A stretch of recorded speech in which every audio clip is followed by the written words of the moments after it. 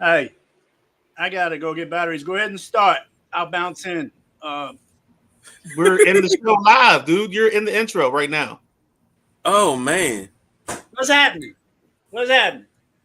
What's happening? what are we doing here? All right, What, let what, me what, fix my what are we problem what are we here, and I doing? will get back. We don't I check will all come back systems in. before we just go. It just happened. It just happened. The arrow stopped working. So, Oh Lord, going with the RIP in the Redskins Stadium. Is that the order you're going in to start, or what? Yes. yeah, this is the Thank Tuesday you. night flight, man. We got it all here for you. Jeez. Catch you in a few minutes. Welcome everybody. Um, I don't even know what happened. Does it start automatically now? No, I hit the button because I was like, let's go at 8:05, and nobody said nothing. And I'm like, all right, well, 8:05. Because I wasn't at the screen. I mean, geez, I'm not even prepared. What are we doing? All right. Before, ladies and gentlemen, thank you for joining us. And you are seeing behind the scenes look. But I'll say this: Midnight Rider has his wings, and he is the captain of the ship. He just didn't check with the flight crew before we took off, so we all we like this. We ain't even strapped in tonight. Hey, don't stop touching shit. I said, hey, if we good, let's go. I wasn't. I hadn't even got in yet. I was trying to take care of something. But welcome everybody to the Tuesday night flight. Got the Midnight Rider, the Gentleman Jack, Big Guy KG. Man, very, very chock full show tonight. Some things to get off the chest. First and foremost, I'll get to Jack when he comes back. Midnight Rider, how you feeling? I'm good, man. I'm enjoying the fun you guys are having here this morning. This evening. One guy's battery doesn't work all of a sudden. You just popped up. I was like, oh, I thought I was going to do the first 4 minutes by myself. I was prepared. And the thing is, I got interns sitting here. Not now one of them said anything, but it's okay. As you can see, scrolling at the bottom for those that are watching in YouTube land, Facebook land, whatever land you watching in, you can click like and subscribe on YouTube, Sideline Junkies. We're also available on the Odyssey app, Spotify, Apple Podcasts, and iHeartRadio for your audio listening pleasure.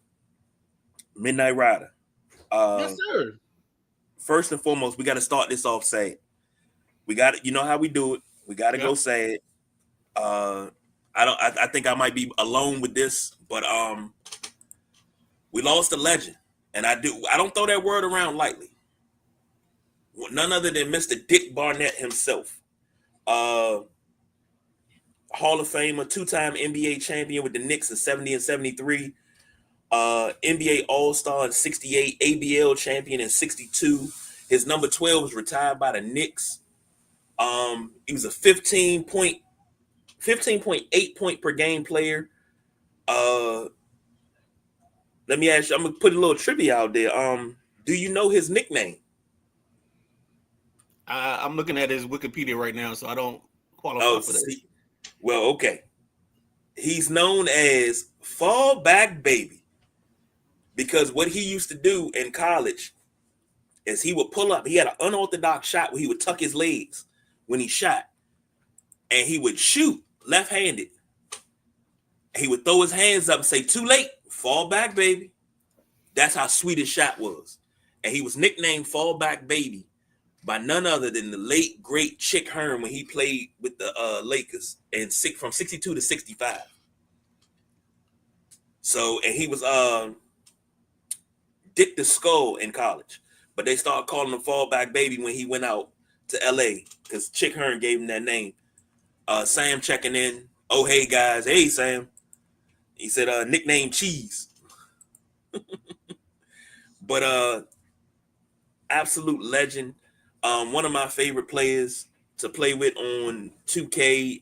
He was 88 years old, 6'4", vicious guard with a beautiful jump shot. Midnight Rider. This is all UKG. This is all me. Show. Yeah. Okay. Before 72. That's you. That's the historian point of that part of the show. Well, so, he was on those championship Knicks teams, so. But he made his name in LA. Okay. None other than Fallback Baby. I remember the nickname. Huh? I remember the nickname. I just don't remember the player that much. Oh yeah. This one hits a little closer to home. The father of, dare I say it, future Hall of Famer Kevin Love. Stan Love passed away, I believe it was yesterday, the 27th. No, 2 days ago. It was Sunday. It was Sunday after the show. Okay, little trivia for you here. Stan Love, father of Kevin Love. Do you know who his brothers and his cousins are? Stan Love, father of Kevin Love. Do I know who? I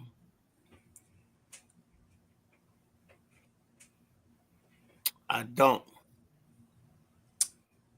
He is the brother and cousin of the Beach Boys. Ah, that's right. Okay.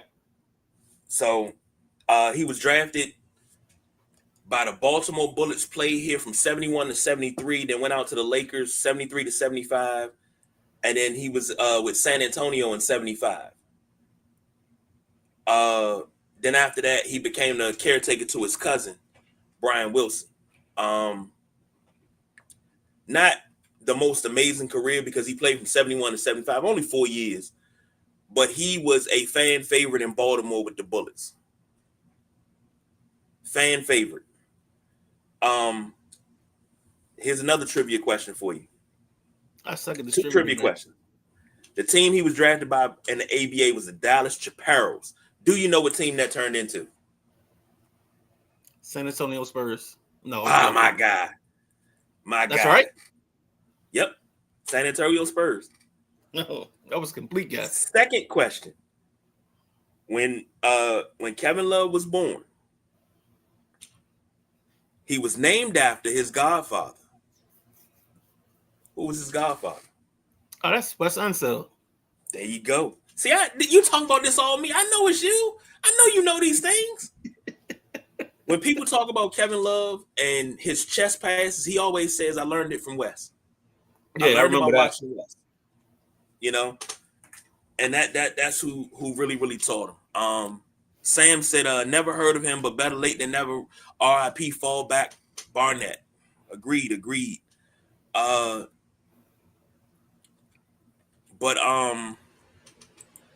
he said, Sam said Bob Love. No, Bob Love, great guard that played with the Bulls.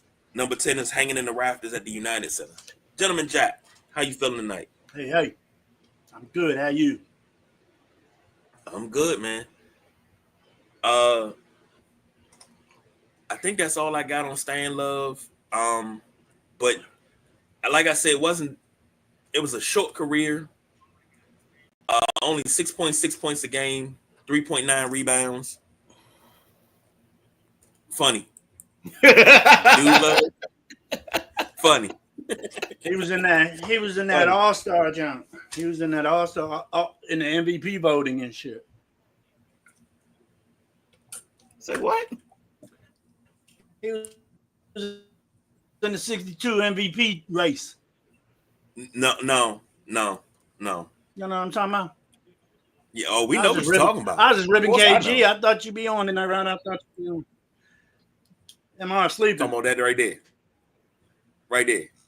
Messing up a bit. Probably the greatest MVP race of all time. Yeah, I was working on uploading some pictures of your guys that you were talking about, Stan and Joe.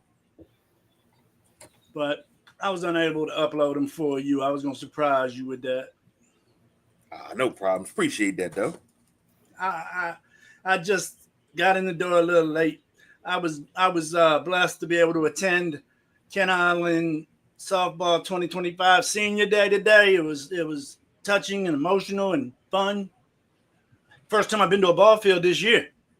That's nuts. That it's almost May, and it's the first time I've been on a ball field in 2025. So first question I got to ask you: did you ask for a white hat for me? That ain't my white hat connect. Just checking. They wear blue hats. Okay. They might even have trucker hats. I think they might be blue on the front with trucker hat mesh, white in the back. But yeah, that's totally different. People make those hats. Okay. Just checking with you, man. And I ain't got it in with them. Believe it or not, that coaching staff, I ain't got it in with. But, I was out to see some of the last of the softball players that I had coached from 7 years old on up to 14 years old. And it was just something to get that hug and congratulate them and wish them good luck on their last home softball game. So I got to hear a lot about the girls and their interest now and where they're going to school. All four of them will be going to college on softball scholarships. So that made me proud. I'm not saying it's all me, but I did have a hand on these kids. And I feel the love just from that. I had the kids when they were younger, and you just build a relationship, and now they're young ladies, man. It's awesome. But I found out I still got 3 more years till all my girls are out of the softball program, because this one girl was 11 years old and she played on my 14U team. She's a freshman. She'll be my last one. So that's something. Love to hear that. That was a beautiful day for a ball game. Sam said, what about the Love Power ring on the Captain Planet TV show? Y'all can play this one. It's a hectic sports week, man. Got to be here, though. Appreciate you being here, Sam. Well, I guess we might as well jump into the meat and potatoes, and we got some other things to do. But this one right here, the Commanders are going back to DC. I'm sorry. Can't say going back to Cali, going back to DC. I'm going to pass this off to you two gentlemen first before I give my thoughts. But start with the gentleman Jack, then go to the Midnight Rider. What's your thoughts about this? Well, I'm excited. I've been excited since we first started discussing the possibility of a build happening on the RFK site. I'm excited there's going to be, stuff to do around the stadium. I'm not saying you got to clean it up, but it's going to get cleaned up. It's going to have some condos. You're going to have people that have easy access to the stadium. Everybody bitching about the tailgate. It's going to be a new experience, I think. I'm a diehard 3rd, 4th generation tailgater. I'm not a tailgate with the best of them, but I remember Midnight Rider mentioned a couple weeks ago when we brought this up that they was talking about having like a food truck court or something, 5, 6 food trucks, maybe mix it up. That would be awesome. Grab some grub, going over to your car or wherever. Maybe they have a sitting area. I wouldn't be surprised if there's some outside seating for something like that. It's going to be beautiful. And the design of the stadium, I heard, wow, to have that fat view like they're going to have, the camera's going to pan on that every game, man, that shot of the Capitol, just looking out the back of the stadium. And woohoo for a dome, man. I am jacked for a dome. So, really excited about this. Midnight Rider, to you. I mean, for me, it's simple. I mean, you kind of talked about it earlier. I think the one thing is we just got to get the fans willing to be patient and understanding and welcome change. No, it's going to cost a grip. I think it's going to cost a little bit more than they expect. I think it's going to be busier than they expect. I think this is going to be one of those moments where some of the fan base starts to turn a little bit on ownership, because this is normally when that happens. When a new stadium comes in, they call them greedy. They call them all types of things. But I think the way he'll do this the right way. I mean, some things are inevitable. the seat licensing, the PSLs, those are inevitable. You're gonna have those all the time. So that's just one of those things that you gotta pay attention to. The parking, they gotta figure it out. I heard I think it was Charles Allen on the radio today. He was complaining about the amount of parking they want to add. So I think there's some things that get negotiated. People gotta have some conversations and things of that nature. But that's just gonna be it for now. You know, Midnight Rider, I heard the new owner talking the other day in an interview. What's his name? Allen? No, right? Harris. And he's like, you know, we're excited about the DMV. And, you know, this isn't a DMV guy. And the way he's throwing that word around, I like it because he's throwing it around with a little bit of passion. He's talking about, look, we got camp in Virginia. We're going to have a stadium in D.C. We still got offices in Maryland. So the Commanders are going to still be DMV. And, you know, because everybody's saying, oh, they're going back to D.C. But, yep, I think going back to D.C. makes them a bigger part of the DMV, in my opinion. And they're where their first name belongs. You know, they're where they belong with a first name like Washington. They're not the Maryland Commanders. So they're going home. Yeah, and I think the key that Harris is from here. He's a Bethesda kid. Oh, okay. I didn't know. I thought he was from New York. Nah. He just has the ownership in the Devils. But his whole thing is and Philly too, don't he? Yeah, he's got the Sixers, and then he's got the Devils, and then he's got the Commanders, and then I think their windfall. Remember, I said the money might be coming from depending on how much of the land. Okay, how much of the land that they operate with, and how that gets legislated out and leasing, who gets the money from it. I think that's where the stadium is going to rise or shine from it. I think we're either going to get a big boom because people are going to be like, all right, the money's here, let's deal with it. But I think the money could be the spot where we have some issues and everything. Go ahead, KG. Let me take my glasses off here.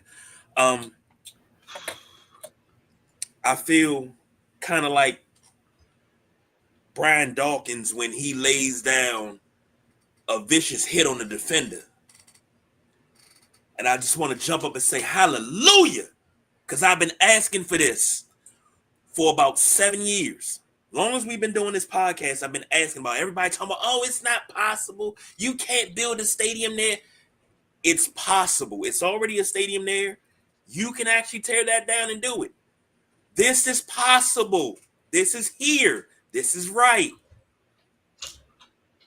Well, I've asked for this for several times.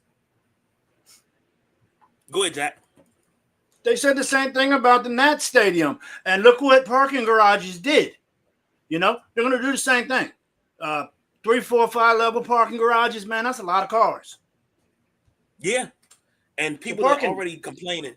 Stadiums, yes. They got renderings left and right. And the stadium hasn't been built. Nobody knows what anything's going to be. And you say, oh, well, it's only going to be 8,000 spots.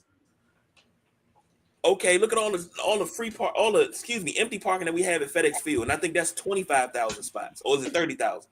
One or the other. But it sits empty most Sundays because everybody catches the bus and the train. Then you're talking about a stadium that's at a metro stop. Hello? What do you need more than 8,000 spots for? Everybody's going to catch the train. Then you got people, I sent this to you guys in the chat. Somebody tweeted their Redskin fan base.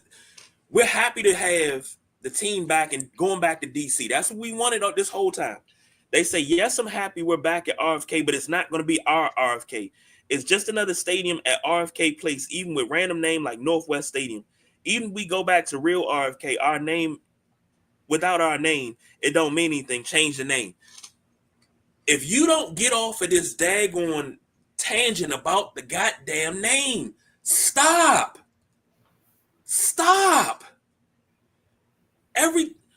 Change the name back. Change it back to Redskins. Stop. God damn it. We're moving forward to something bigger and better. Do you realize? No, I didn't want to change the name. It got done. Great. I love being the Washington football team because I love being the Arya Stark of the NFL, a team with no name. I love it because a girl has no name. I love it. We became the Commanders. It took a minute to get to really catch on. Thank you, DJ Woody, because I fell in love with the name. You know what we did with that? We had our first 12-plus win season in 33 years. We made the playoffs, won a playoff game for the first time in 2006. And we made the NFC Championship game for the first time since 1991. Embrace the name. Just embrace it and let's go. That's all you got to do. It's never going to be RFK. You can bring the name back and call them the Redskins, bring everything back the way it was. Make them move back into RFK. It'll never be like it was during that run through the 80s and the 90s. I'm sorry, the 70s, 80s, and 90s. Early 90s. It'll never be that run again. It'll never be the same when you got the stadium rocking and we want Dallas. It happened. That's not going to happen. I want to play a little bit of both. But that's not going to happen. That's the whole point. That's not going to happen at all. Take it for what it is. Because somebody brought up a really, really good point. They said, think about this. We get a new stadium. You get the draft. You get a Super Bowl. Could you see the draft? Not to mention anything else that you can possibly do. That's money towards the city. That's money towards the team. They're talking about over $1 billion just off of 2 events to the city. Over $1 billion. Yep. And people getting paid for working. You know? Exactly. Well, guys, when we started talking about this, we talked about it beginning of the season, but then January, February started getting on dockets and approvals. And I was like that. I was, I can't wait to go tailgate the old spot. What do you mean they putting in shops and this? Nah, that's going to suck. But, after seeing all the feedback on social media from Skins fans that were complaining about more than I was, I started thinking, man, we just got to embrace this experience. And it's, like I say, I'm not big on change. But let's embrace the experience. And this is what modern, I like the idea. I like the layout they're going to put over there. But when we first heard it, I was just like all these people that are complaining, man. You remember Midnight Rider? I was like, yeah, we're going to tailgate. And you was telling me there's going to be parking garages, not that much tailgate. And I was a little bummed out. But now I kind of like it. So, I mean, we're so far away. And we're such, like, this is like trying to determine what job your infant child is going to have when they turn 25. Like, we're so far away from the finish line, so far away from our destination that it doesn't even, like, we still haven't even gotten them to fully agree and approve it yet. So that's got to be number one.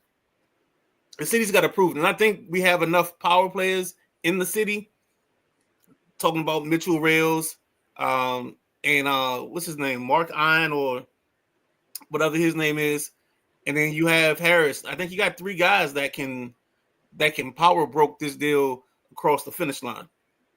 I think they got to give DC some options and kind of make it a little bit more palatable to certain people.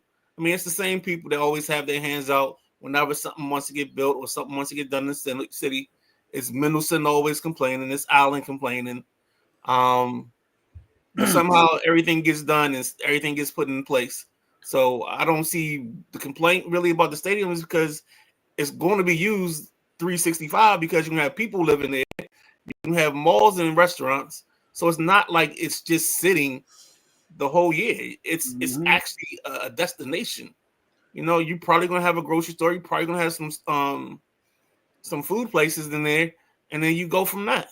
That's what I like. Everything we say, no, but it's gonna be close enough. And then they've got like these 3 different districts that they're talking about. On the first renderings that I saw, where each of the districts are kind of having their own theme.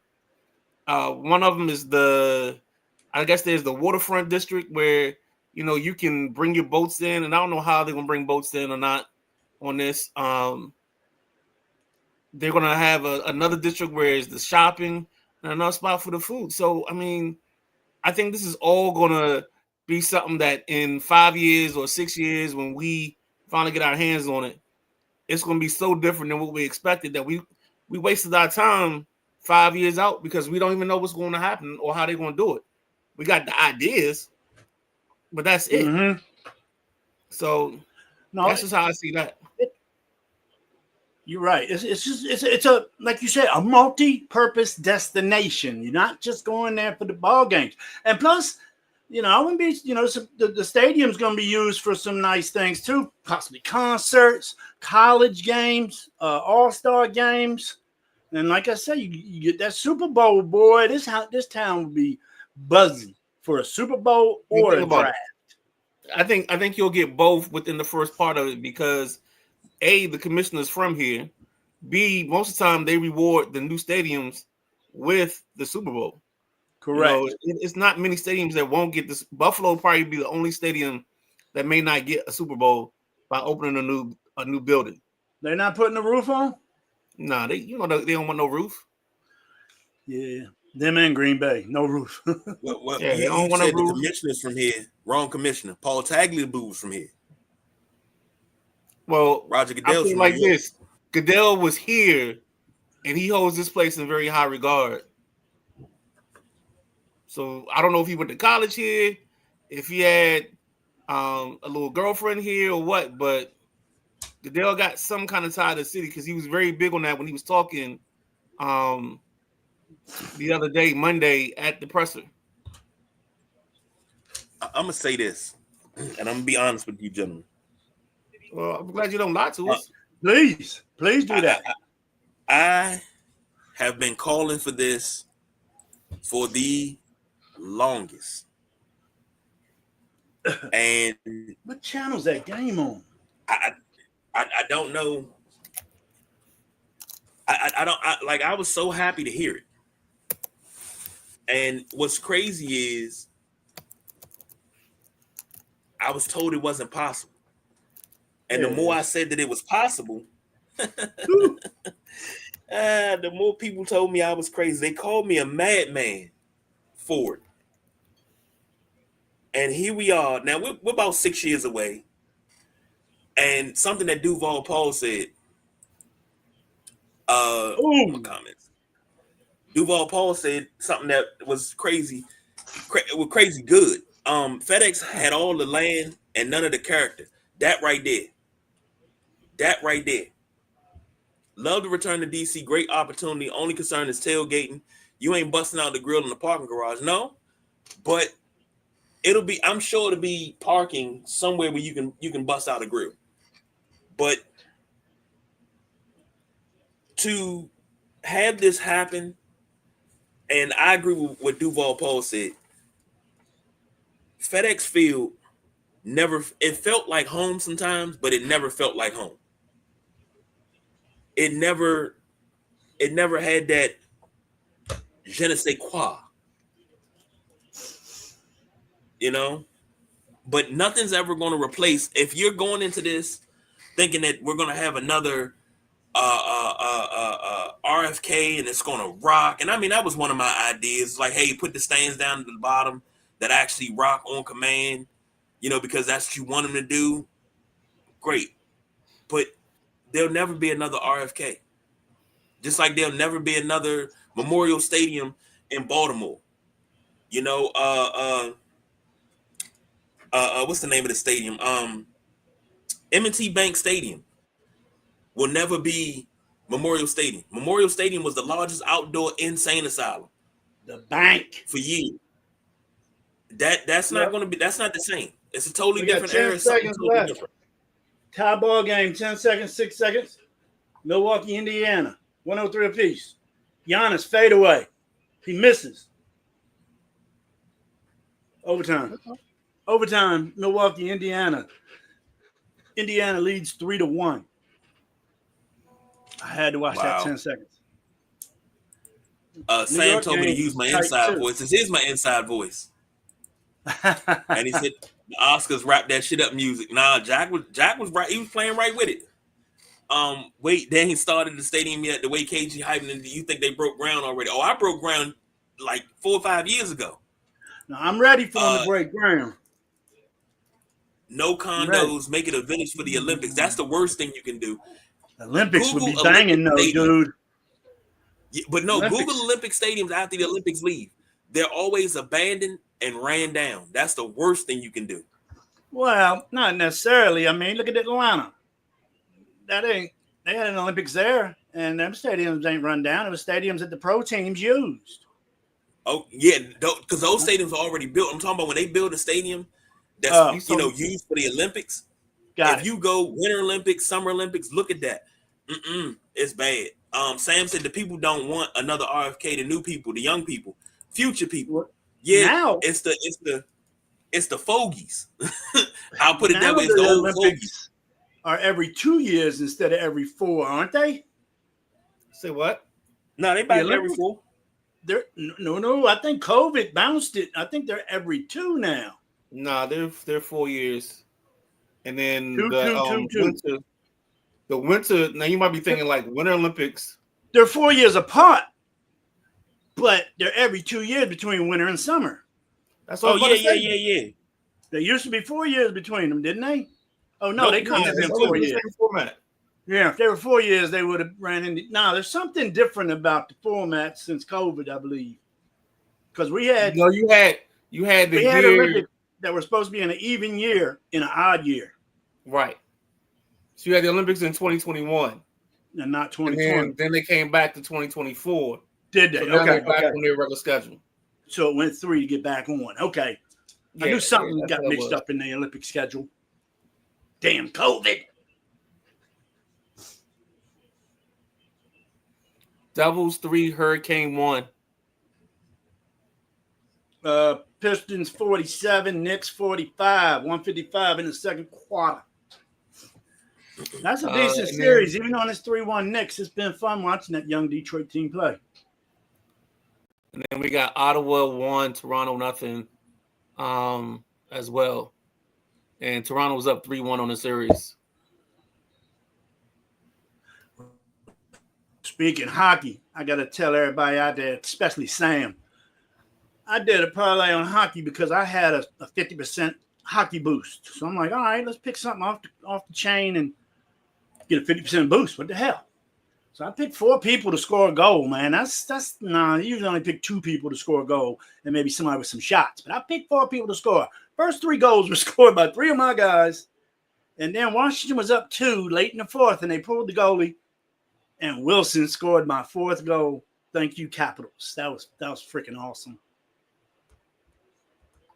That was the bet segment, Sam. I've been doing good this weekend. And the Celtics play at 8:30. Talking about Atlanta, they had a bombing too. Yeah, they did.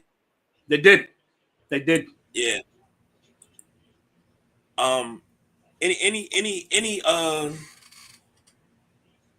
Any more feelings about this? Nope. Can't wait till they break ground. I'm ready. Now, let me ask a question before we get out of here. And I said my only issue was, I think I said this to you guys Sunday night when they made the announcement. My only issue is domed. I wouldn't want it domed per se. Retractable roof, maybe. Costs too much. It's cheaper to do a dome with a roof than it is to do a retractable. Mm-hmm. You gotta add so much to it. So many gears and motors, man. And it's a lot. It's a lot. Chains. Okay. It's a lot. What about having a field out there that you like the field you got like in Arizona and Las Vegas, where you can put it out and let it get natural sunlight, put it out in the parking lot? Well, I don't think you had that capability here because you're using it with an urban footprint. So you can't. I don't know if you can roll the field out and then roll it back in without something happening to it, because you're gonna have it in the middle of this metropolis. Yes, you're not getting a grass stadium. You gotta be ready for a dome field turf, because you're trying to do Super Bowls and what you call it. Yep. You're trying to do Super Bowls, WrestleMania. You're trying to do all the other things to make it a multi-purpose center.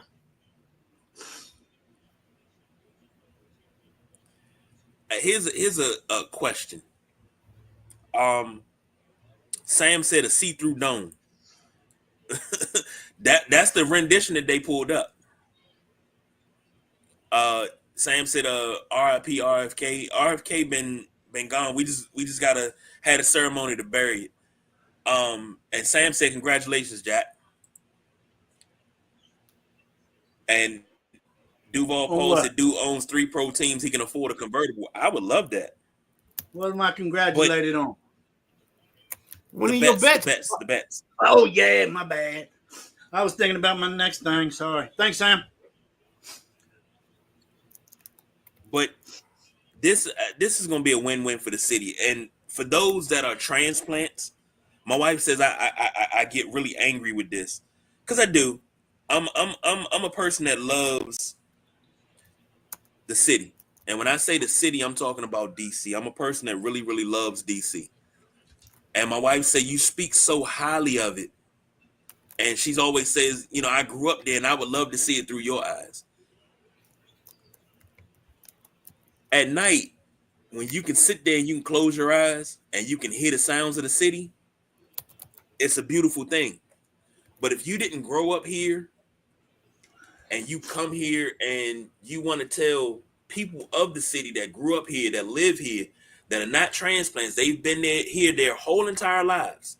You want to tell them, oh, we don't want a stadium. No, you don't want a stadium. We've been asking for a stadium for 30 years. We've been asking, we never wanted Washington to leave the city in the first place. The Wizards, the Bullets at the time had never been inside the city limits. When they came into the city limits, look what that did to Chinatown. Look how that revitalized Chinatown. We wanted the same thing to happen with, at that time, the Redskins, and it did not happen. So to those that don't understand what it's like, you don't understand the culture, you don't understand go-go music, you don't understand the crank corner, you don't understand 5 wings, french fries, salt, pepper, ketchup, mumbo sauce. You don't understand that's all one word. Mumbo sauce. Please, don't tell us what we deserve. Don't tell us what we need. Hey, real quick comment from Jesse. He said with the new stadium having a turf is bad. That's why my Lions stay hurt. We are transferring to grass at Ford Field. Jeez. Where's that? And they use pellets now, though. They use pellets. Ugh. I don't see it. All right. Sam they get in your eyes, KG man. I've seen some boys have trouble with that stuff. Yeah. Sam said KG reminds me always with the ideas, grew up during the same time, both walk barefoot in a hot summer sidewalk under the rain. We are visionaries, leaders. You're damn right, Sam, we are. We damn. And Duval Paul said, don't say mumbo sauce unless you're shipping some down south. Hey, I'm around the corner from the daggone carry out. If it was shipped good, man, I'd be shipping that shit all over the country. Because everybody asks about it. Hey, Paul, I got if you want some, I think the price is a little. It can get pricey, but I got somebody that can send you some mumbo sauce, and it'll be coming from the ATL. Wait, so let me know. Is it mumbo sauce or mambo sauce? No, yeah, that mambo sauce up in New York, dude. Mambo sauce, DC capital city mambo sauce. This is mumbo sauce. Trust me. That's the original one. No, DC Capital City mumbo sauce. Dude died. Ain't nobody worried about them. Nah, man, it's just a It's shame. actually pretty good. It didn't cost the grip. It is good. It's the best tasting one I found. Okay, I've got one that's better, but it comes from ATL. No, you don't. Okay, whatever. Look, I might want to get in on that. Let me check that out. The person is from DC. Oh my God. You fall for it every time. I know I do. I don't care. I don't care either. All right, All let's right, go what to we the doing? NBA playoffs. We Jack got the already Bucks up updated by us with 4. that Indiana. Bucks up by You 4. updated us. 54 left. Time Okay. out. Oh, I'm sorry. Excuse me. 117. Milwaukee up 6. 47 seconds left. Milwaukee up 6. And Go ahead, KG. if you're getting ready to go into NBA, I'm waiting on Jack. never mind. Go ahead. Throw us in the NBA. Go ahead, Jack. You got to go. Are you ready? Yes, I'm ready. Are you ready? Yes, I'm ready. I just want to say the NBA Rookie of the Year was announced, and the boy from San Antonio ended up getting it, in which I think all of us were in agreement. All of us agreed that he was pretty much there. Stephon Castle from the San Antonio Spurs had a great year. I don't have his numbers on me right now, but he was the number 4 pick in the draft. He was the second consecutive San Antonio Spur to win this. Wemby won it last year, so that's another good piece to the puzzle they're putting together down there in San Antonio. I expect to see them competing in the next year or two. Isn't that it? Hold on, wait. He would be the 4th San Antonio Spur to win it all time, right? Well, I don't know. Second in a row is all I knew. If I'm not mistaken, David Robinson, Tim Duncan a while back. Yep. But as of right now, Wemby won it last year. Castle won it this year. Just 2 in a row. I didn't go back. I knew Tim Duncan, of course. Yes. This one here, I don't know if Indy's gonna be able to catch up, man. Yeah, David Robinson run Rookie of the Year in 1990. Mm-hmm.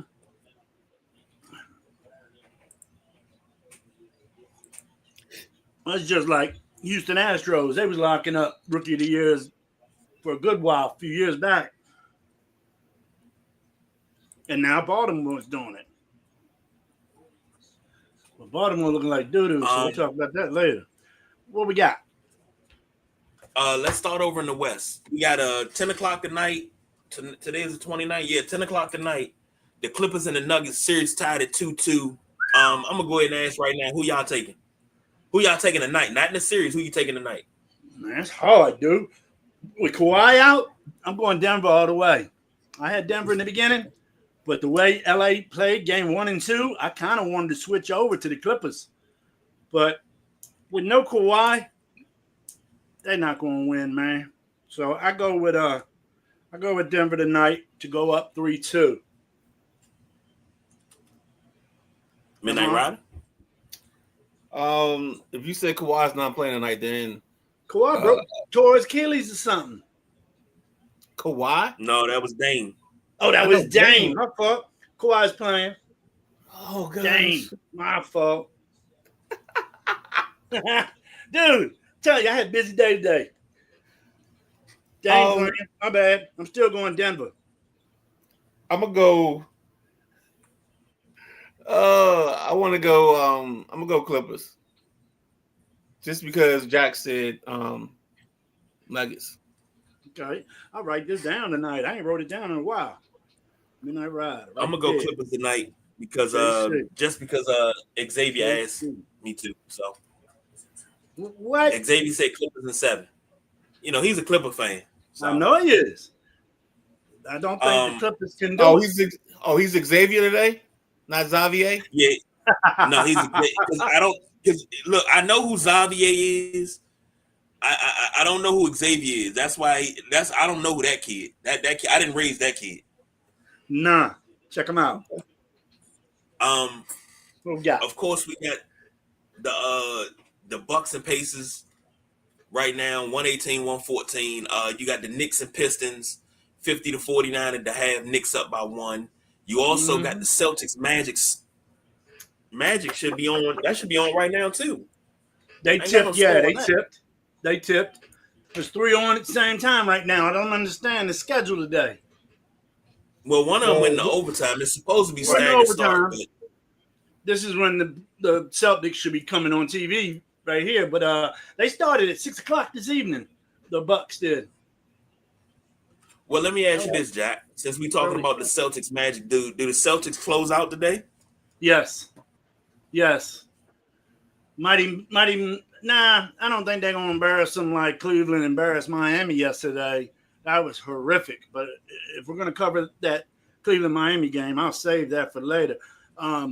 Boston in this matchup, even though they're up 3-1, Porzingis is just getting eat up, man. I think you need to give Drew Holiday more time and go small. Because let Banchero get his. Because like I said, I need Banchero to get 25 tonight and close out and get closed out. Because I picked Banchero to score 25 every game in the series. That's a crazy bet. I never heard of one like that. But I made that the other day, and I win $68 if he puts up 25 tonight on $2. So, yeah, Boston sends them packing. Sends them straight to Puerto Rico, Midnight Rider. No. Straight to Puerto Rico. Oh. Whoa! So, yeah, that's what I think. So, with that, fellas, what do you think? What do you think, big guy? I think Boston sends them packing because I would love to see Boston versus the Knicks in the second round, which is gonna be grueling on Boston. I would love to see the Knicks wrap up. Yeah, it's gonna be grueling on them. Mm-hmm. But I love to see the Knicks wrap up tonight. I love to see Boston wrap up, get the same amount of rest, no excuse. And I think the Knicks are gonna grind Boston down next round. Yeah, cough that up. Mm-hmm. But you did pick the Knicks to knock Boston out of the playoffs. Possibly. You said that's the only team in the East you think could possibly get Boston. And, everybody else thinks Cleveland. But you like I, have seen that Cleveland's been playing a little bit subpar. I mean, despite what they're doing to Miami. I mean, Miami's a depleted team, dude. If they weren't already in the playoff hunt when Jimmy Butler got traded, they never would have been in the playoffs, man. So I don't even think Miami deserves to be there. Even though they won a couple play-in games, Miami ain't all that. They need some help. I think the water boy played last night. I'm gonna say this. As much as I would love the Lakers to come back and win against the T-Wolves, it's not going to happen. Yeah, when they play? Tomorrow? That's tomorrow at 10 p.m. Okay. They didn't play yesterday? Nah. Okay. No, they were off yesterday. Thought I missed and then the also game. you got the Warriors. LeBron got 2 days off. Yeah. LeBron gets 2 days off. Then also you got the Warriors versus Rockets, and that's tomorrow at 7:30. I think the Warriors wrap that up. Yes. And the Warriors are the low seed. They're the 7 seed playing the 2 seed. Udoka, come on now. Come on, man. This ain't the same team. This ain't the same team from all season. This is a And better team. This the West where our 7 seeds are actually good and play basketball. No, this is a better team than they were 50 days into the season. With the addition of one player. They're 3 players better. Yeah. And what happened last night with him, man, and Derek Brooks running his mouth. I don't know what he thought he was doing. He just lit a fire under Jimmy Butler's ass. And then after the game, the young lady that interviewed Jimmy says, he says somebody out there want to run their mouth or something. And she's like, what did he say? He said, nah, y'all can hear it. It happened right underneath the basket. Go to the tape. So I haven't heard it yet. I got to go online and look for it. But he talked some shit to Jimmy Butler. And I'll tell you, he had like 15 points, 13 points after the third quarter, and he ended up with 27 in the fourth. That was incredible. Jimmy put that team on his back, huh, Midnight Rider? when you're an idiot and your name is Dylan Brooks, you give Yes. people fire when they like. It's like sometimes let the dog sleep, dog. You ain't got to talk trash every time. Mm-mm. Sometimes you just gotta let them be.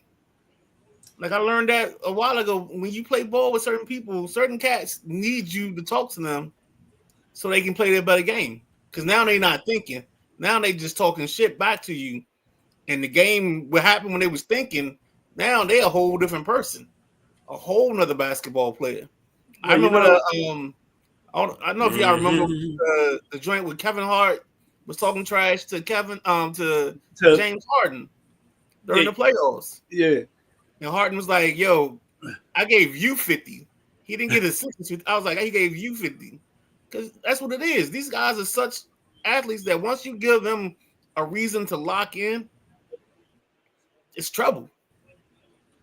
Well, Midnight Rider, down there in Houston, they went ahead and put Jalen Green on a milk carton. Oh, shoot. Jalen Green. Here's one for you. Kobe tell. Here's something about trash talking going wrong. What did Kobe tell Spike Lee? Mike's 55, your fault. Tonight, your fault. Reggie, 8 points in 9 seconds, your fault. Oh man, this I mean, quick.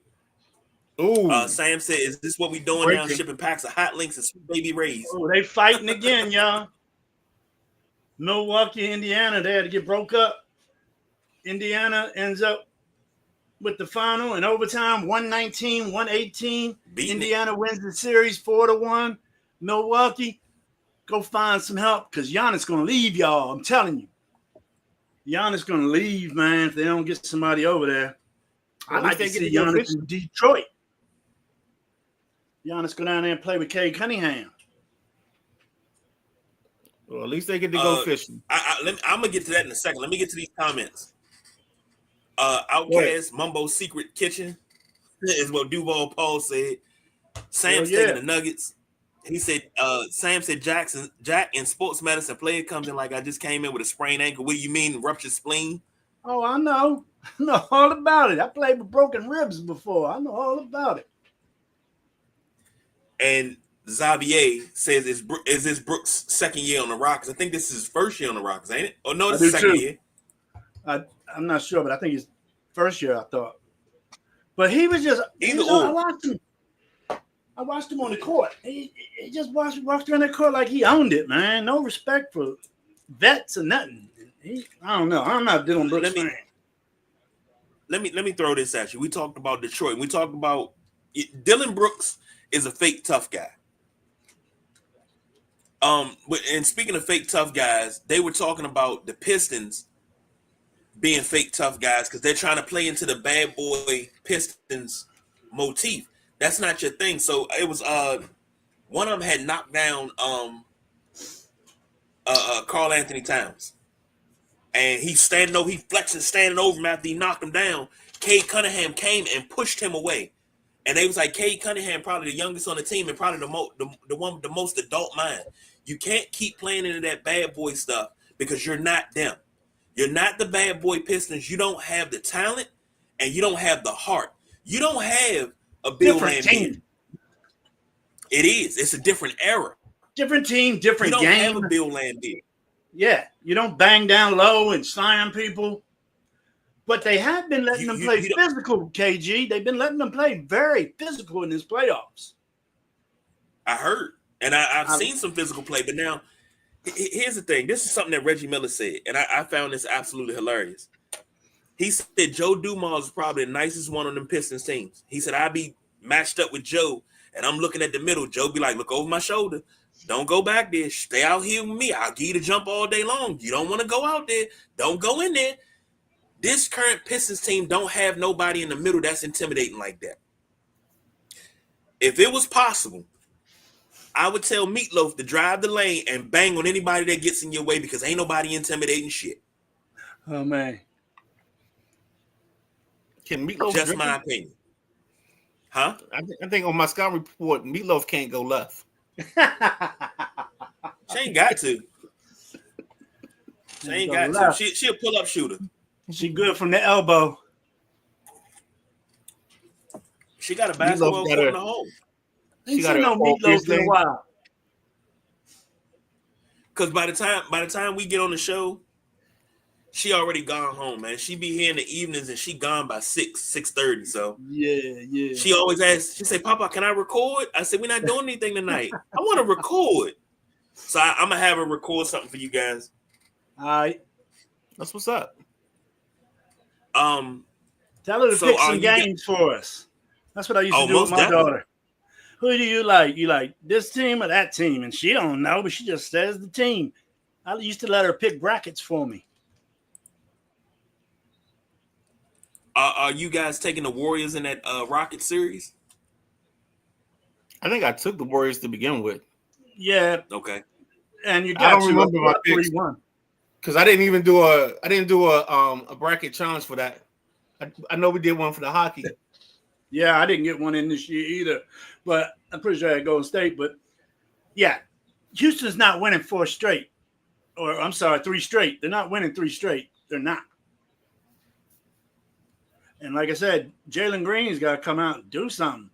Van Fleet finally did something, 25 points. He was hitting some deep threes. And then I tell you, Sengun, he's a solid ball player. He's got low post moves, got mid-range, and he came through yesterday 31-10. That's not too shabby. Was he a second-year player, I believe? Nah, I think he's longer than that, dog. Is that right? Yeah. But, on that. Jimmy Butler. Go ahead. I want to ask a question. It's an elephant that just walked in the room. And I want to ask about this elephant in the room. Doc Rivers, does this loss, you're up, 7 with 35 seconds to go, and you lost yet again? Does this taint his coaching legacy more? Does it taint it? No, because ain't nobody going to think about it. But, he is what he is. He's the guy that goes up 3-1 and loses the series. Like, I don't think I haven't seen too many conversations where we're talking about the legacy of Doc Rivers as a head coach. I think everybody's here at this point where they've abandoned ship. They've jumped off. They've got their life rafts and they swim in the shore. I don't think anybody's waiting on Doc to change anything or. Somebody's got to do something over there, man. Especially with Dame down now. Dame's going to be out probably half the season next year. Probably more than that. Yeah, that was that torn Achilles. Yeah. Now, they need help over there, or Giannis going to leave. Well, he's going to leave anyway. I'd like to see him leave, honestly. When they didn't bring Thanasis back, that's when I knew he was leaving. He needs to be getting into a bigger market, man. I mean, geez, got Milwaukee. That market ain't shit. And, sorry, Jack Sweeney and y'all Milwaukee people. But it's not as if he was in Florida, California, East Coast, New York, New Jersey, Cleveland. I mean, he needs to get out somewhere. And I'm serious. I think him in Detroit would be a good fit. But Detroit got to give up something. What's Detroit giving up? I give up the first round for him. If you want Giannis, I need Amin, whatever Thomas boy that is. Ooh, I don't know that boy. One of them. Thomas, nice. I'd give up Thomas, whatever his name is. I'm gonna need him. Yeah, I see what you're saying. Probably the first round pick too. If we got him, shit. A lot of these teams don't have a bunch of first round picks anymore. Yeah, no, I think he's going somewhere. I'm anxious to find out, but we gotta wait to see what happens in these playoffs. Let me run this by you guys. We talk about Milwaukee. Now, Milwaukee was without Damian Lillard. Let me run this back. Milwaukee 24-25. Lost in the first round. last year, lost in the first round. Doc was in Philly in 22-23, conference semis, 22 conference semis, 21 conference semis, 20 conference semis. They lost, all losses. That last one was the conference semis was with the Clippers. That he lost in the first round with the Clippers in 19. In 18, they missed the playoffs with the Clippers. 17, 16, lost in the first round. 15 and they lost in 15 and 14 lost in the semis. He was in Boston in 13.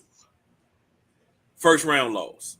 Lost in the conference finals in 12, semifinals in 11, conference semifinals in 11.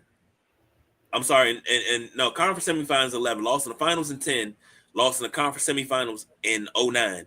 And of course, 08 was the NBA championship. If you look at Doc Rivers from 99 to 2025, that's 26 years. He started coaching in 99, 2000.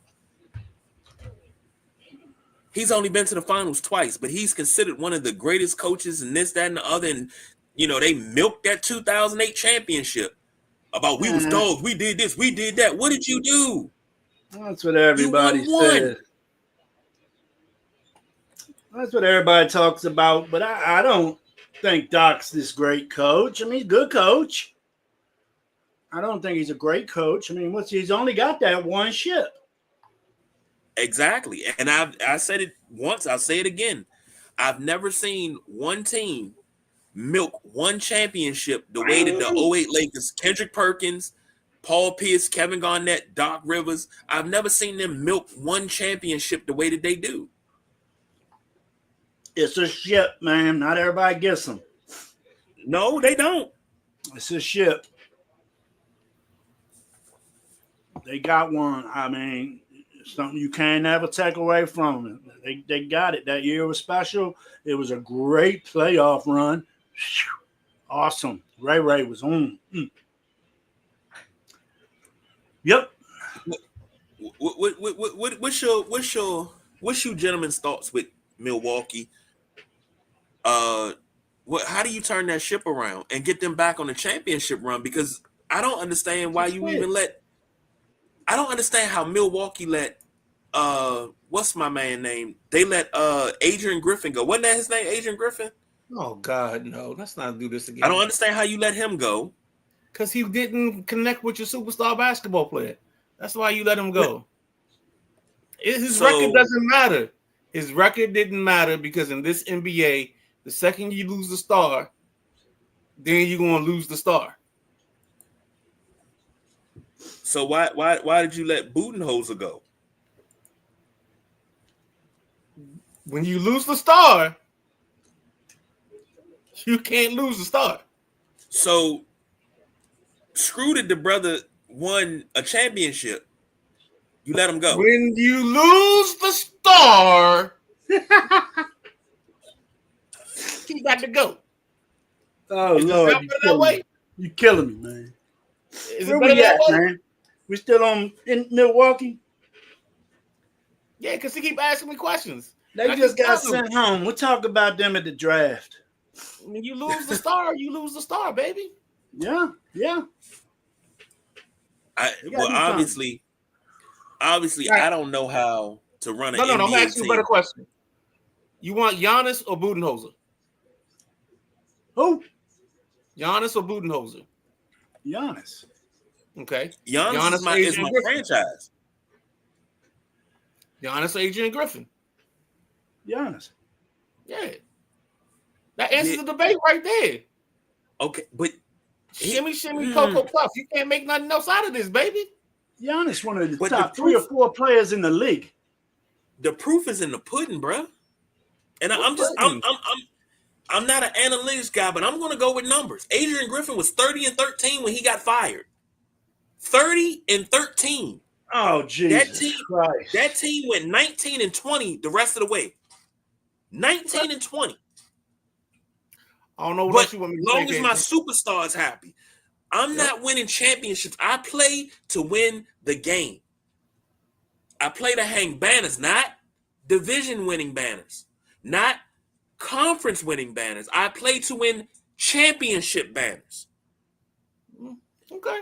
If you as the star are not happy about winning, that's a conversation we can have. If you're still not happy after that, I'm gonna go ahead and have to find you some place to go, bro. I'm gonna have to get the best price for you and get you up out of here because this ain't gonna work. We're winning games and you're upset. What are you upset for? If we were losing, if we were 13-30, I can understand you being upset. We're 30-13 and you're upset with the coach. All right, this is what people say when they say the players have too much power because you tanked the franchise that just won a championship and was on the verge of probably winning another one. You tanked them because your star wasn't happy. Okay. You killing me, young. I'll leave it be. Thank you. You're killing me. What game we on now? Detroit? Look, I ain't been able to talk. I'm just trying to get my point across. I'm just trying to talk about my life and how I see it.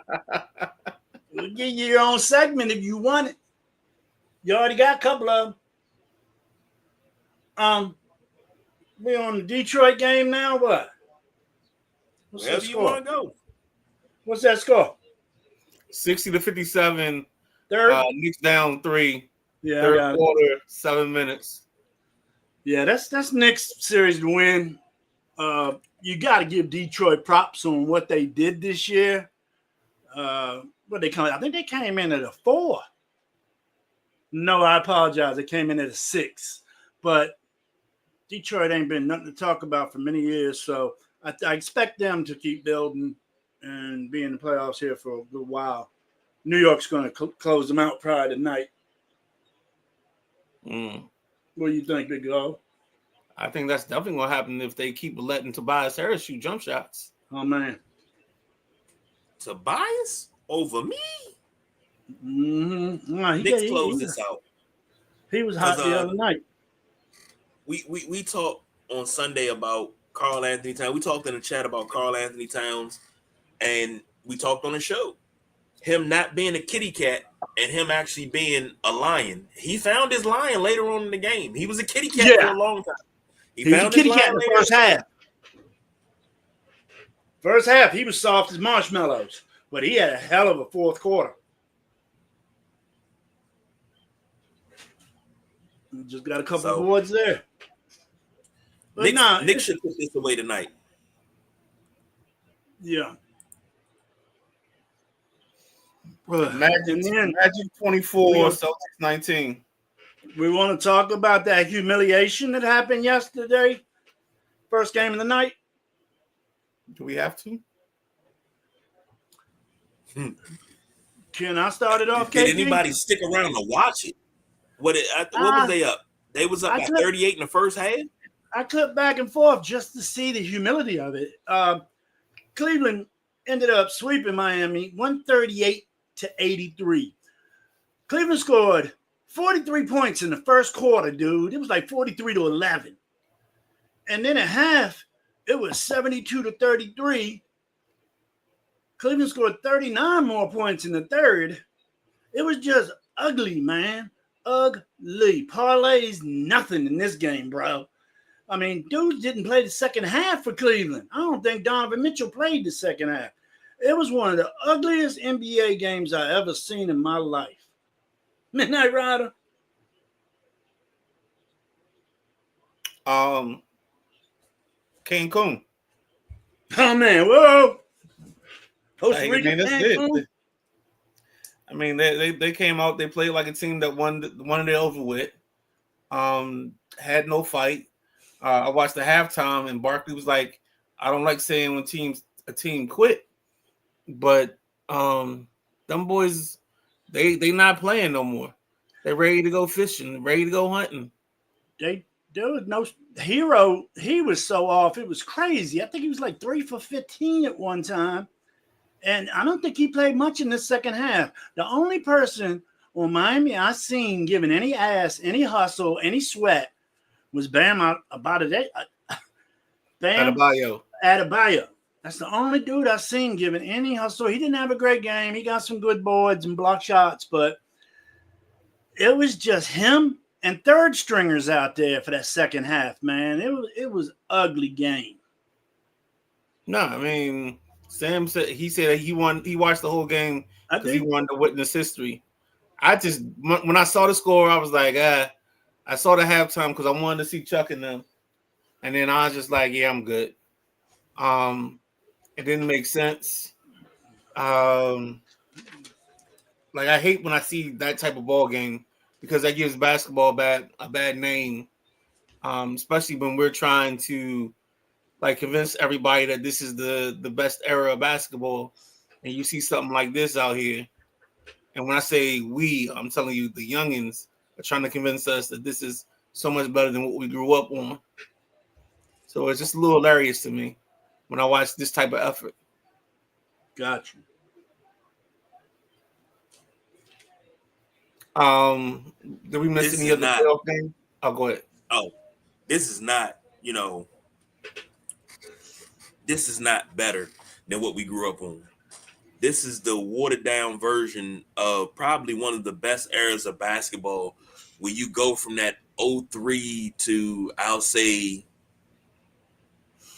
2015 era, that 12-year span right there, where it was just good basketball. Really, really good basketball. I think that was the last good era of basketball that we had. This is just soft and watered down.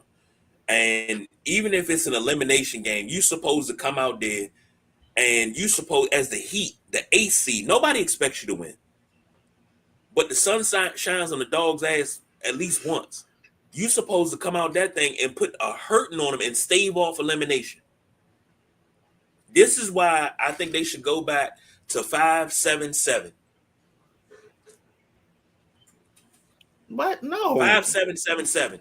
Because the first round is too elongated. We got the play in. We don't need all this. We don't need this. You got 5 games to win 3. If you can't do it, that's on you. I'd like to respectfully disagree with you on this, because by reclaiming making my time, reclaiming my time. Go ahead. Go ahead, reclaim your time. No, I'm messing around. Go ahead. No, I think it's just one of those things where the 5-7-7 method didn't work because you got a team that came in hot and could win 3 and get out of it, and you wouldn't exactly have the best teams. I think they try to take some of the randomness out of it by making it 7-7-7, 93-11.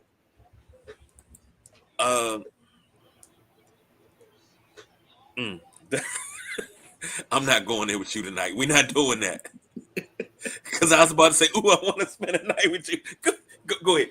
But I know why they went to 7s all for every round. It's more basketball. You pretty much when you get a sweep, you get a game extra. But it's just when your back's up against the wall and you're down 2-0 and you know you got to come out, man, it's just like, nah. Sam said the sun don't shine on a dog's ass if it stays in the house. Well, guess what? The Heat was that dog that stayed in the house last night because the sun did not shine on their ass. Yup. What we got? Where you guys want to go next? You want to go to MLB? All right, let's do it. All right. Gentleman Jack, take it away with that MLB news. Roll that beautiful bean footage. MLB.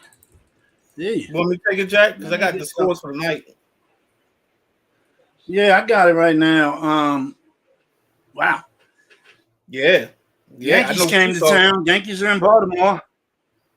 Yankees are in Baltimore. It's top of 9. Yanks got 14. Baltimore's got 2. The pitching is just horrific, man. I don't know what the Birds are going to do. They're looking pretty bad. I believe their record's somewhere around 9-18 or something. It's not good. 11-17. How much? 10-17? 11-17. Yeah, I know that. And then you got the Nationals and the Phillies, top 9. Phillies up 5-2. Diamondbacks top 8 playing the Mets. The Mets 8-1. Let's see what happened in that Yankees game, though. Let me look at the box score, see what them boys. I can tell you right now what happened. The first first 5 pitches, home runs galore. in the first 5 pitches, there were 3 home runs. That's what I'm looking at. You got Grisham, Judge, Reyes, some dude named Ben Rice, DH, and he's got 2 ding-dings. Yep. And then you got Cody Bellinger got 1, Yep. and Austin Wells got 1. Austin Wells Yep. damn near strike out a home run, if you ask me. Who's throwing for the Birds? Kyle Gibson started. Jesus Christ, gave up 9 runs. And he gave up 9 runs in 3 2/3. So they're on their 5th pitcher of the game. Birds are struggling. Birds are really struggling. What do you think, Minarada? I think it's just early season. They gotta get some pitching going. I know that. I mean, I don't know if that means you got to add somebody. Okay. I don't know if that's taking a chance on the kid in Double-A that's supposed to be really good. That you gotta figure out something. Yeah. You gotta stop the bleeding. Then you got the Cubbies over here. The Cubbies are blanking the Mets 8-0.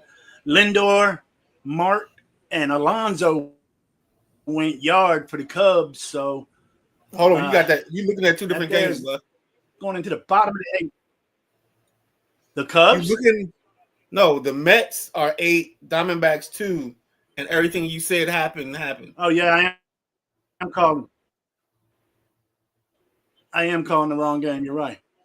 And then the Cubs are up 8-0 on the Pirates. The Red Sox 8-2. Okay. Orioles gosh. 2-1. A lot of home runs hitting that Red Sox game too. Jaron. Yes. Wait. I am calling the Red Sox game right now. Top of 9.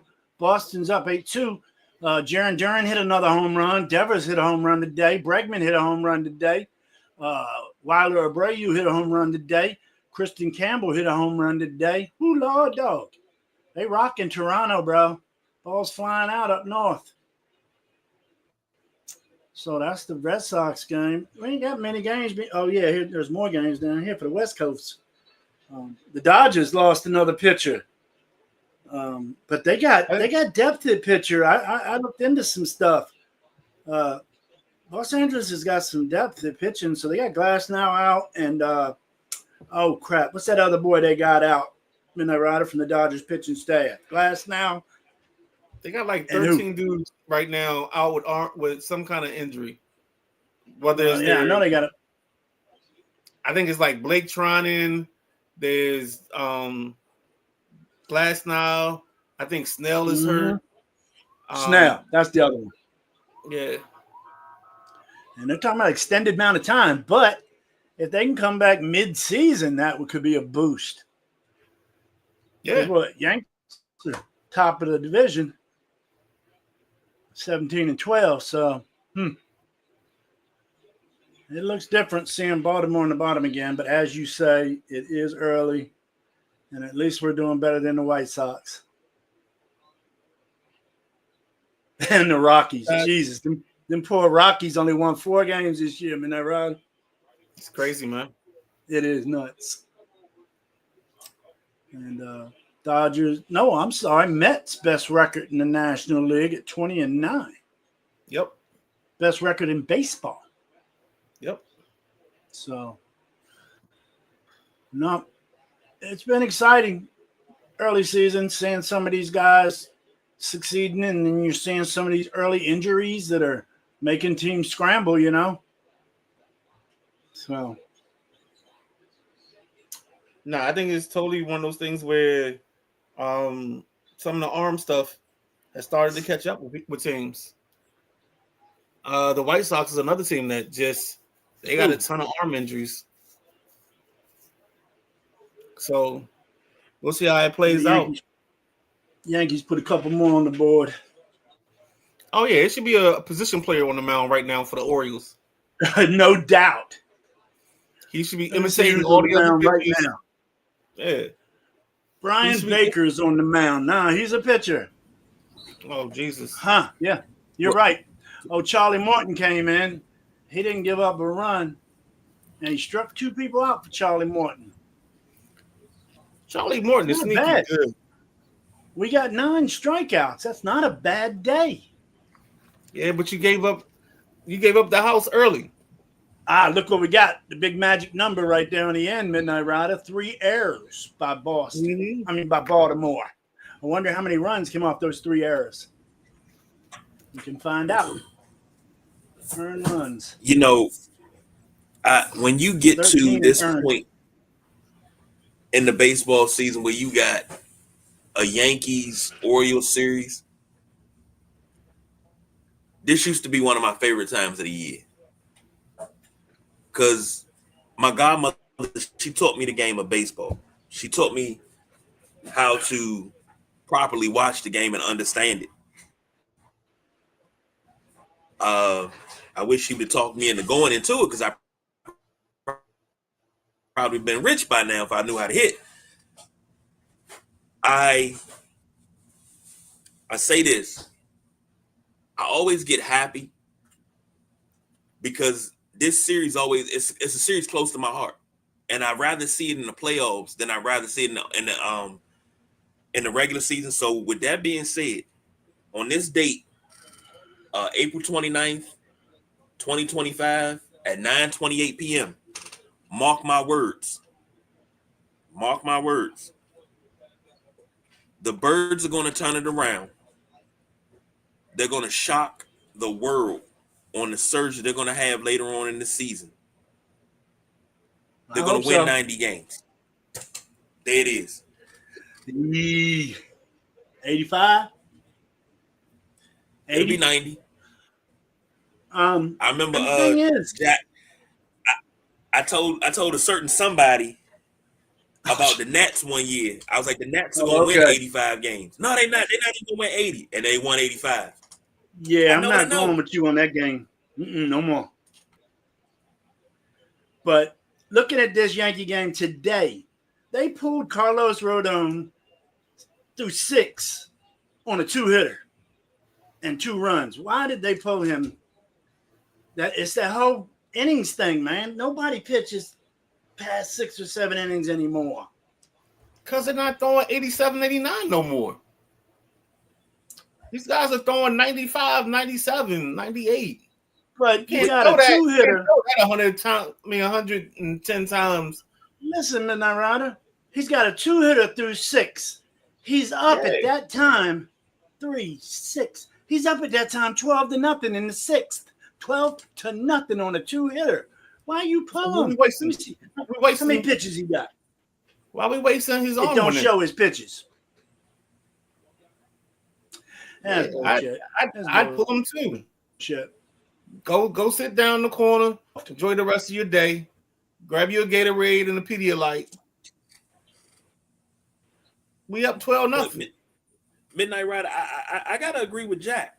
Too soft. You don't have long relievers and short relievers, and your long reliever and your short reliever could throw 90, 95, but they knew how to throw a changeup that was going 81, 82 to save that arm because they had to throw the changeup, they had to throw the slurve, they had to throw a fork ball, they had pitches in the repertoire that they could throw.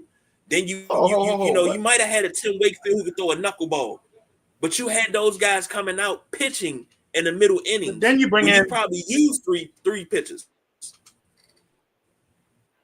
What?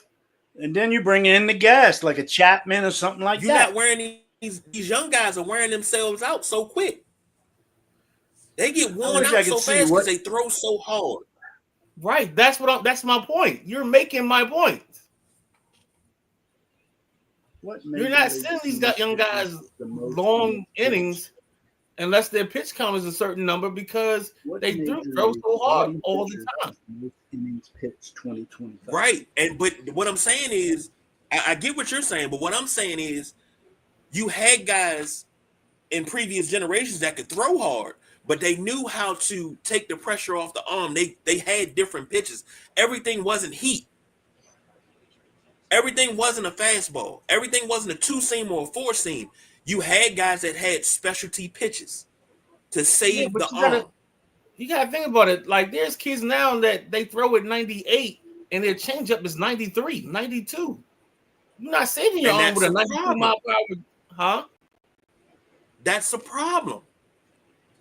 Okay. You don't think that's a problem? I just think that's part of the reason why we're not getting these guys going deep in the ball games. You got to manage these arms. These arms ain't the arms that came up when we were little and we weren't throwing every day because we played other sports. These kids play baseball year round. Do you know why their arms are not lasting? Because they play baseball all year round. That, but also you got 12 and 13-year-olds throwing fastballs. I remember at one point in time, if you were young, you couldn't throw nothing like that. You mean a bad. Curve. You hadn't learned every pitch. You mean a curve? You couldn't throw. You're supposed to throw curves when you were young, right? You shouldn't be doing that. Anything that puts stress on the arm when you're young and you're still developing, that's why these guys are flaming out. You just getting called up from the minors, and automatically you got to have ulnar surgery. You got to have Tommy John. You're 20, 21 years old, and you're already, getting Tommy John. Because they're starting these kids off too early and putting too much stress on their arms. But nobody's learning the art of pitching. The art of pitching is dead. And Jack, you can tell me if I'm wrong. No, you're right. It's just gas now. And I told you I made it to a senior day at a high school here local. But a friend of mine, John Hall, his son is an ace pitcher at DeMatha. And he had a chance today. He needed 2 more strikeouts to be the leader. What is that league called? WLG? WGL? WCAC. Yeah. He has a chance to be the strikeout leader in that division, man. In that league. I'm thinking about getting him on in the passenger seat. That's pretty impressive. So, yeah, they're just throwing gas. They teach speed over control first nowadays. Speed is the first thing they're taught, not ease off and throw a strike. They just tell you to rock back. How they used to say it? Rock and fire. Rock and fire, babe. That's all they teach. So it's a different game. And you see it in the majors with some of these guys hitting 102, 104 mile an hour pitches. That's unreal.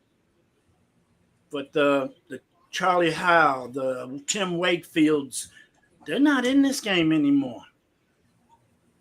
Because they don't pay for the knuckleball no more. I know. And man, Mike Messina used to have a nasty knuckle curve. Knuckle curve, that's another nasty pitch. Nobody throws. And he still had a fastball. But Messina had that knuckle curve, and he had a pretty nasty fastball. So the knuckle curve was almost kind of like his change, And that's another Midnight Rider. You said a changeup now. Guys are throwing changeup at 92. That's not a changeup. Yeah, high 80s to 90 is a change nowadays. That's their change. That used to be Strasburg's changeup. Strasburg's changeup used to be 90, 91. High 70s. Yeah, that a changeup supposed to be high 70s, low 80s because it's a changeup. It has the same form that a fastball has, and it's supposed to come and roll right off the table. If you throw it right, it's unhittable. It's mid to high. Low to mid 80s now. It's like 8 to 10 miles an hour slower than their fastball is about what it is, I mean, you got curveballs coming in at 85 mile an hour now. So, no, maybe I need to go ahead and go in the house and stop shaking my fist at the clouds. I do it enough for the both of us, big guy. But Jack, I know you understand what I'm saying. Midnight Ride is he too much into the viral age. Quick update while you two are reminiscing of yesteryear, and waxing poetically about the peanuts you smelled at that one baseball game. The Nats have come back and taken the lead, and now they're up 6-5 on the Phillies. So we're in the bottom of the 9th. Nats up. Looks like they just walked the first batter. So it's a man on first. 6'5" Nats. Okay. All I got on this is Orlando 38, Boston 30, 6 minutes left in the second quarter. New York is on a timeout break right now. I should be getting about fourth quarter in New York, so I can check that on my phone. Knicks 74, Pistons 77, end of 3. That's been a fun series to watch. That one and the Clippers and the Nuggets. That's probably been my favorite two series to watch right now in the first round.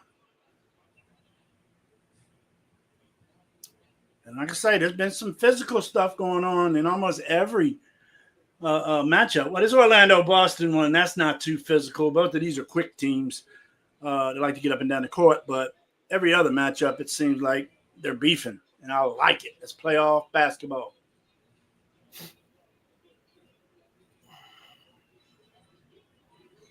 Yeah, that fight. I just seen that fight that you were talking about in that Pacers Bucks game, and I think Giannis. I think he was trying to talk to Tyrese Halliburton, and he pushed him off. So he went after Halliburton's dad, and they got into it. And I think they were just talking. I don't think they really got into it, but it's real chippy. Yeah, Halliburton getting a little too big for his draws, in my opinion. I mean, I'm just a big guy on respecting veterans, man. Respect the guys that came before you, the guys that paved the way for you. You know, another guy that doesn't respect that, and I like his game, and that's Anthony Edwards. That man don't give a shit about Mike or Kobe or none of them.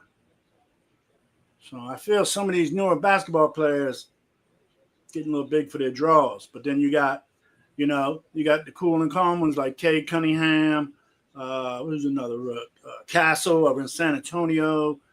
They're just, putting in their dues, playing ball, not bitching, not messing with veterans. The boy Brooks for Houston, his dumbass, he cost them that game.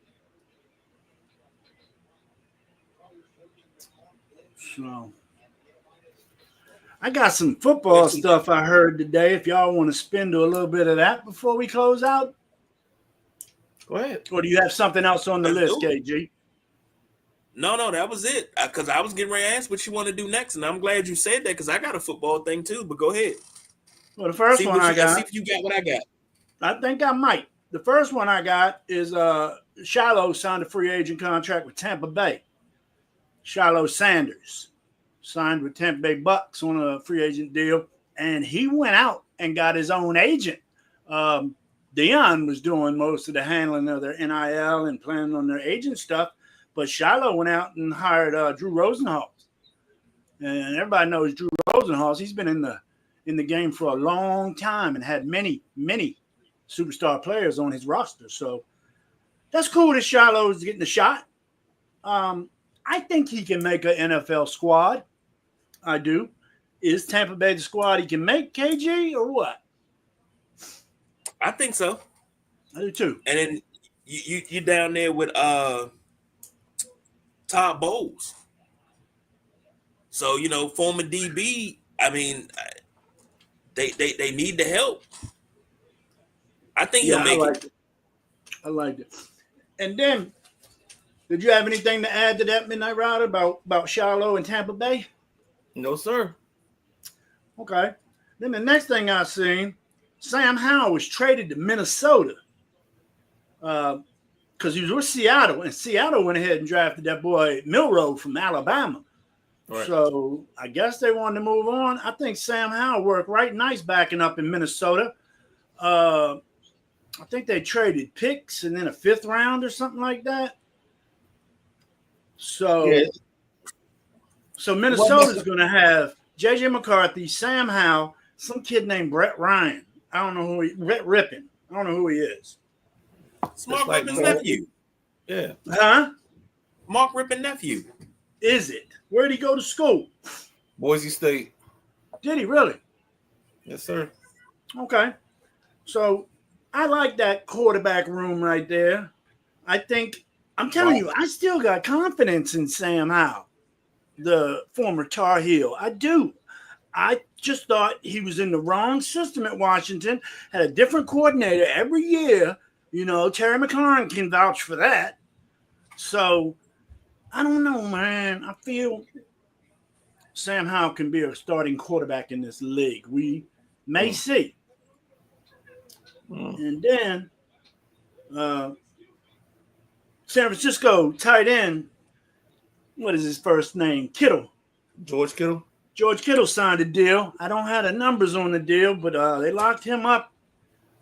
It was like something like 4 and 60. Yeah, I think it was 40-something a year, something like that. So that's what I had, KG. I got one more thing, but I'll hear what you got to say. Nah, get your one more thing because it might be what I got. Okay. Nah, I doubt it, man. I found this little thing today. There's a quarterback for the Arlington Renegades, I believe, in the UFL. And his name is Luis Perez. He's 30 years old. He when he was a sophomore in high school, he was a bowler, almost professional level 10-pin bowler. Okay. He was just honing his skills, getting better at his craft. And then a friend of his joined the high school football team as a senior. So he's like, man, I can bowl when I'm 30, 40 years old and still be good. Let me go in here and try this football. As a senior, this kid did it, you guys. He made his high school football team. Then he went to a JUCO, and he was the 9th string quarterback freshman year. 9th. Then he ended up quarterback in sophomore year, and he was the starter the rest of the year. He had small stints with the Detroit Lions. The way he became a quarterback when he was 17 years old, he watched YouTube videos, taught himself how to play quarterback. That's a nowadays teaching method of anything you want to do. Go to YouTube. You can learn how to do it. This kid learned how to be a quarterback and is now – he had 2 stints in the NFL with the Rams and the Lions, and now he's a starting quarterback for the Renegades. I think that's a pretty impressive story for a kid that didn't play football until he was 17 years old, and he taught himself how to play the quarterback position. Have you heard anything about this story on Luis Perez, Midnight Rider? Yeah, he's been their starter for like the last 3 years, I think. Yeah, but I never knew. Like I said, I saw this article, self-taught quarterback leads the Renegades or some crap. So I started reading it, and it was nuts. I mean, he's that good of a bowler. They showed I didn't read it. It was on TV. They showed video of him bowling, and he was damn good. So that's his plan. He's making $520,000 over there. I throw the ball around for $520,000, $500,000. So I thought that was an impressive story, man. I'm not even going. I'm not eating low hanging fruit. Not even doing it. Leave me alone. End of the show. Leave me alone. We talked about things coming true and speaking things into existence. And we talked about Washington and me. Anybody that's listened to this show know I've been hellified and I've been annoyingly so talking about this stadium for a long, long time. Something else that I spoke about that has happened, and that is none other than Gabriel Taylor being invited to Washington for a tryout. And he posted on his Instagram story, I'm going to finish this story, not his story. So where's he going? What's he doing? He coming to Washington to try out. He's going to get a mini camp. Is that right? Yep. Yeah. I've been trying to Google and find out what his plan was, but I ain't heard nothing. It's all over Redskins chat boards. I've read his scouting report. They said his pro day, he was absolutely phenomenal at his pro day. A lot of upside. Wow. Said the downside to him is he's on the small side. He's only like 5'9", 5'10", Granted, he's still going to grow. He's a little light in the ass. I think he's about 170. He's about 190. About 190? Yeah, he's 190 right now. His last little thing that they showed as a car for him had right around 6 feet, 190. So Yeah, of course, I was thinking 6'1". but this ain't the NBA tape, so it might be that the NFL tape ain't the same. And NBA tape come out, Othello Harrington go from 7 feet to 6'8". Leave the big O alone. But I'm happy the about it. Senators are going to wrap up that. Go ahead. No, you got it, Jack. Look like the Senators are going to wrap up that series 4-0 over the Maple Leafs. And Devils and Hurricanes tied up 4-4. My bad. But to jump to a little bit different subject, I meant to bring it up during NBA stuff, but my note was over there. This year's draft, only 106 players declared for the draft. 106. I thought that number was low, and then they mentioned it's the lowest since 2015. And in 2021, 363 players declared for the draft. That was like just the year before NIL started.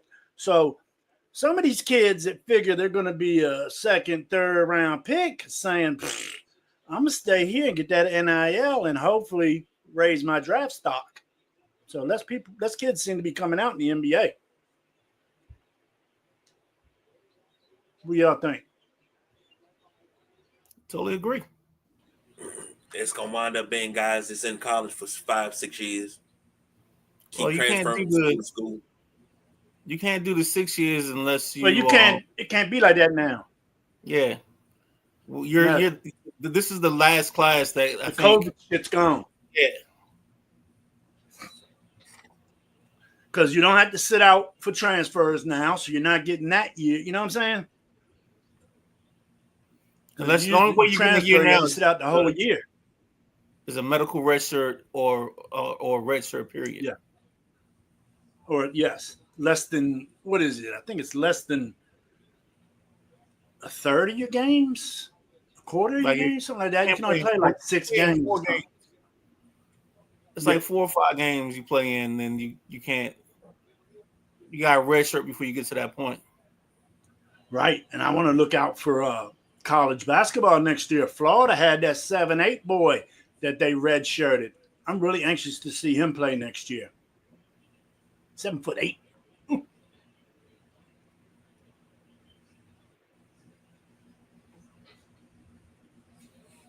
One you, KJ. I got nothing. What you got? In Boston, they got cardboard signs that say "Pritch, please." That's funny. Talking about Peyton Pritchard. I gotta get me one of those. I'll hang it right in the back if I get a Pritch, please. I'm online as soon as I get off. I'm getting me one of them. No, I'm good. I don't have anything else, man. Nah, I'm straight. All right. We hit the 2-hour mark. I'm straight. Jack, what you and the backseat driver, the midnight rider, got set up for tomorrow for in the passenger seat? Thank you. Get my notes here. Tomorrow, in the passenger seat, got a gentleman I met through Facebook. His name is Rich Holzer. He's the football coach at Loyola Bakersfield. It's a preparatory school up there in Baltimore. I really look forward to talking to him. He coached at St. Joe's, got a couple state championships there, and I want to say he coached South County. I really got to get into his resume and bio a little bit more, but it's going to be Coach Rich Holzer in the passenger seat tomorrow night, 8 p.m. Come on now, watch me. All right. Final thoughts before we leave out of here. Midnight Rider? Both teams play hard. you two don't leave on me. Give me a little bit of post show, all right? A little bit of post show talk. I got good and bad news. Good and bad news. All right. Well, that's all we got.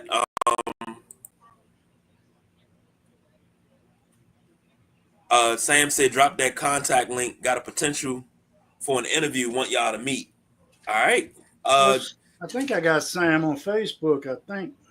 What's his last name? R. We just know Sam is Sam. Yeah, I thought he friended me on Facebook. Nope, I don't got him.